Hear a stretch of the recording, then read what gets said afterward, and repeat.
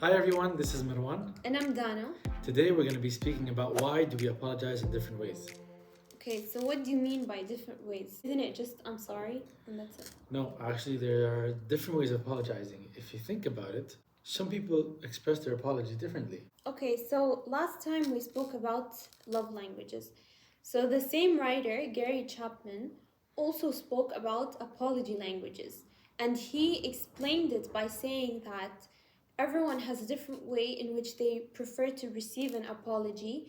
And that's why sometimes an apology is difficult to accept, or it's not taken seriously, or it's the other way It's not around, accepted generally, yeah. or it's taken really well. Yeah.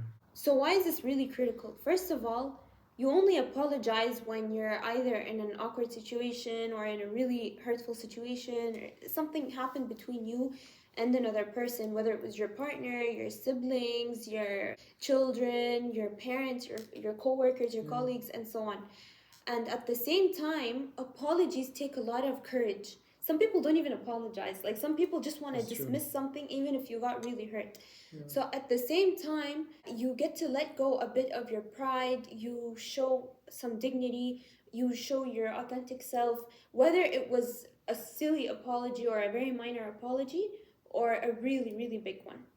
True. So what are the 5 apology languages? So the first is expressing regret. So expressing regret generally refers to the fact that you are showing that person that you feel so bad. And this can be to anyone. Again, it's applicable to your partner, your siblings, your parents, colleagues, your children, anyone. So by way of example, it could be the following. Dana, I really regret what I did. I'm so sorry and I really do feel regretful. So showing how bad you feel, basically. And you're expressing that you acknowledge your mistake and that you regret doing it. Yeah. So it's twofold. Acknowledging the fact and expressing regret. Yeah. Okay, so accepting responsibility is the second one. Accepting responsibility is admitting your mistake, admitting you're wrong, admitting I did this, and because I did that, this led to you doing so and so. Assuming responsibility, assuming accountability. This is me. I'm the reason this happened. So again, it's twofold always. Acknowledging there's a mistake. That's really important because a lot of people feel like something bad happened. Again, there's no need to apologize. So it's not a mistake, it's not a problem, it shouldn't be something that's expressed. So you're always acknowledging the mistake that's happened and accepting that it's my responsibility. I'm the reason why this happened. And again, I'm sorry. And this is more difficult than other apologies because Definitely. No one wants to be at fault. yeah, and some people either just want to apologize just to get it out of the way so they don't really mean it. And people who accept responsibility actually show that, no, I know what went wrong here and I'm the reason. And unfortunately, by the way, some people abuse this in order to get past this moment or this, as you said, awkward period, is to say, it's my fault, just put the blame on me. Yeah, if it's not. we'll just get over it. Yeah, like there's 2 different kinds of people here. Yeah, true. The third one is making restitution, which is basically, I'm gonna make up to you whatever you lost in that situation. So Not necessarily lost. I could have done something. I didn't attend your graduation. yes, how can I'm I gonna make it up to you? I'll take you on a trip somewhere. Yeah, and this in general, as we said, it's not just a specific person in terms of the apologies.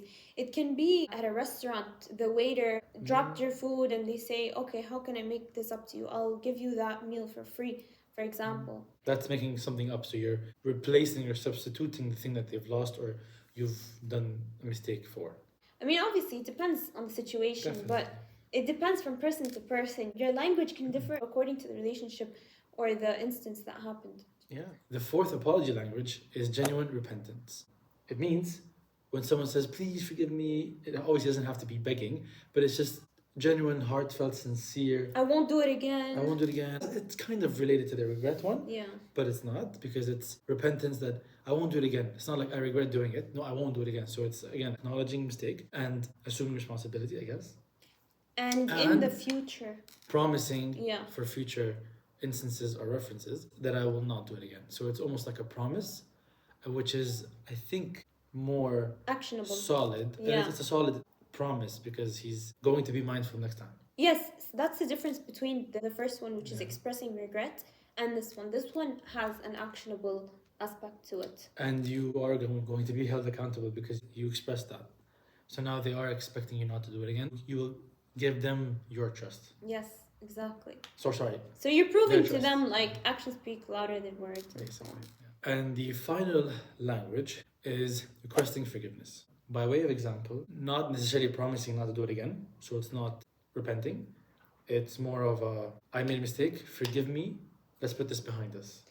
Also, it's requesting forgiveness. So you're asking the other person, look, I don't know what to do now. Please tell me how I can make your day better or make it up to you or whatever.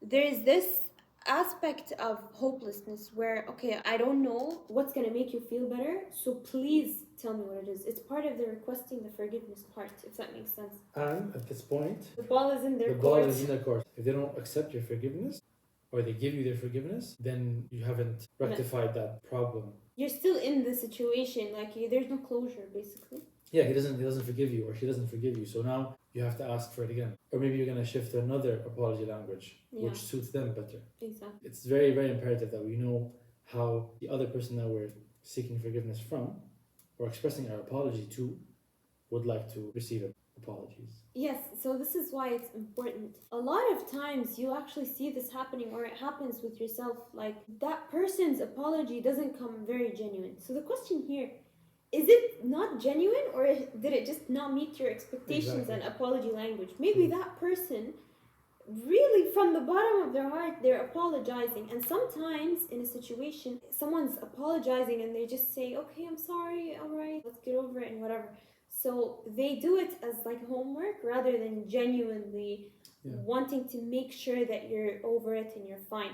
So in the end, it all comes back to communication.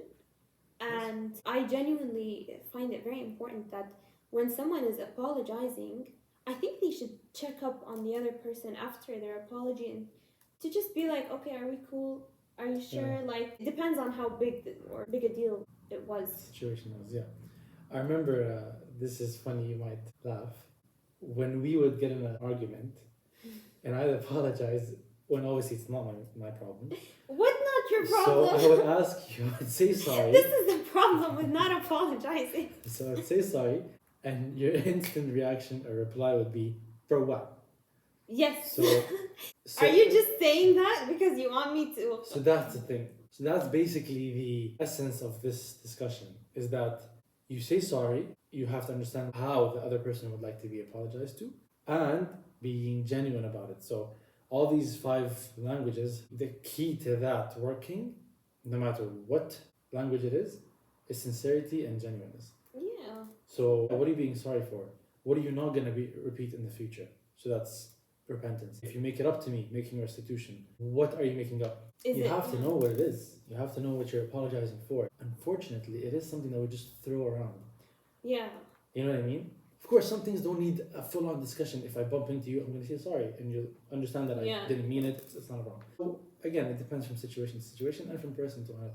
Yeah, you can't apply the same language in every situation. It's just the communication. The rule of thumb here is you need to swallow your pride. You need to really make sure that, okay, I'm actually going to be very genuine because I care about this relationship. This is actually something that might, or definitely will strengthen a relationship. Apologizing is not wrong. Admitting you made a mistake is not wrong. We're all human. Even at work, between colleagues, it's okay to apologize. It's okay to say that you forgot to do a task, you made a mistake while drafting, while, I don't know, whatever type of profession you are in. You can make mistakes. You're bound to make mistakes. But you have to be a bit confident in yourself that you're human. It's fine that you made a mistake. It's fine if you hurt someone, if, something happened between you and a person, just work on how to fix that. That's it. Don't run away from it. And it's tied to confrontation. Yes. That's for another discussion. Yes. But confrontation is one of the most difficult things to overcome, honestly. Yeah. So apologizing is a way to break that, to get used to confrontation, because you're going to speak about something that's difficult and you're not comfortable with, but ultimately it's important. And the apologies go a long way. You might think that it's not a big deal, but it's better to apologize than to not apologize in the end. Let's say you're dealing with a little kid, maybe your brother, your little cousin, your child, and you do something that actually impacts them.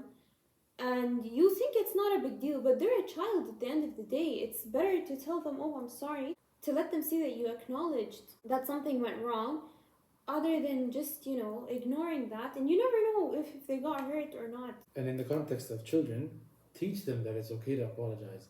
Take them aside. Be like, I'm sorry. I made a mistake. I hurt you. I made you feel X, Y, Z. And I want to make you feel better. How would you like me to feel better?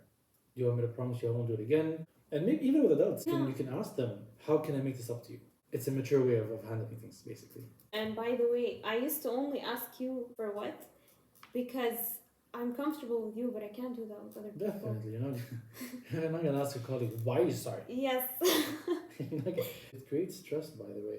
Yeah. Because if you make a similar mistake or an unrelated mistake, you'll know how genuine that person is and that you're expecting them to come back to apologize to you because that's who they are. That's how you manage to communicate at that point. Now I know for a fact if one of us made a mistake, hurt the other one, did something wrong, we are going to fix it because we know how to communicate, and she's expecting that and I'm expecting that as well. So it does build a good foundation. When you apologize in a sincere way, in the end you're reaching closure, and that's really important because you want to resolve things between you and the person so that these things don't come up later. And you don't avoid them, and you don't... Or subconsciously you might still be bothered, but you don't know why you're bothered. And by the way, in our culture, again, it's very, very tied to confrontation, but we know a lot of parents, uncles, or just older brothers, or even just friends, because in our culture, it's not something that it's easy or common to do. They change it to jokes, like... Or it's just left unclosed, and it's just... unresolved. It's lingering, and you can tell it, and you can smell the tension between these people, and it's unhealthy. It really is unhealthy, and it affects everyone around you. If it's in an office environment, it affects the office. If it's in a family environment, it affects the gatherings, the occasions, everything. And sometimes it's very easy to resolve these problems. I remember I had a problem with someone I'm not going to mention, and it took a 30-second conversation to make things go back to normal. And I'm talking about someone that was older than me, so it was even more difficult for me to start that conversation. But the weight that was lifted off of my shoulder, it's a relief, and it can cause other people to get involved, and they might make things worse. It's just a never-ending cycle. Apologize to your friends and family right now, but thank you for watching. Let us know if you would like to be apologized in one of these languages. If you have a different way of apologizing. Maybe there's a sixth language. We look forward to your engagement and to your comments and thoughts. Thank you.